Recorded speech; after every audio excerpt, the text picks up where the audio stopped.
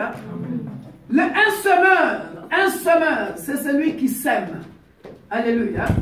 Qui sème. Un semeur sorti pour s'aimer. Quand il s'aimait, une partie de la sémence tomba le long du chemin.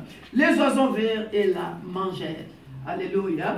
Et on continue en disant, une autre partie tomba dans les endroits pierreux où elle n'avait pas beaucoup. Ça, c'est la parole de Dieu. On est en train de parler de la parole de Dieu. C'est-à-dire, le pasteur Victor Makonda est en train de semer la parole dans ton cœur. Le pasteur Samy est en train de semer la parole dans ton cœur. Mais cette parole-là est en train de tomber. Au lieu que cela tombe dans ton cœur pour porter des fruits, cela est en train de tomber. Regardez ton corps.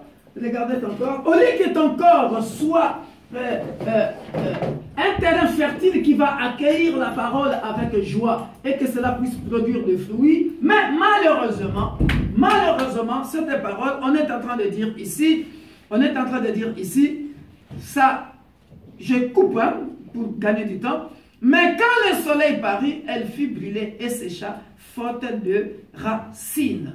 Alléluia. Amen. Ça veut dire quoi? L'explication est là au verset 21. C'est l'explication est que, mais cette parole qui tombe, c'est-à-dire, toi tu viens à l'église des années et des années, voire même aussi tu es un mokami, un dirigeant dans l'église, tu es un dirigeant dans l'église, mais tu n'as jamais été enraciné dans la parole de Dieu.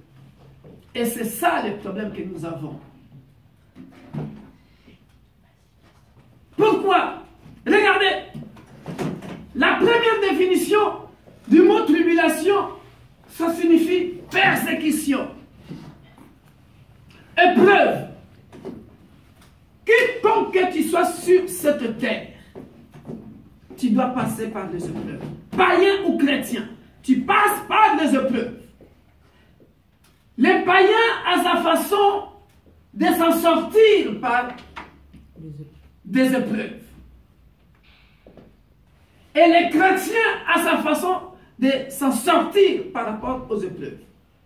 Alléluia. Amen. Mais maintenant, attention, regardez. Je vais développer deux situations différentes. Ce n'était pas prévu, je n'ai pas prêché ça à Lille, mais vous allez écouter ça maintenant. Deux situations différentes.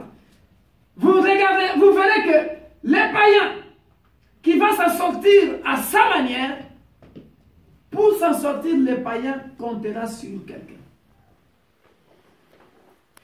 C'est ça la différence entre les chrétiens et les païens. Les païens comptera sur un oncle, sur, je ne sais pas, un appui extérieur. S'il est riche, il compte sur ses amis qui sont riches. Alléluia. Amen.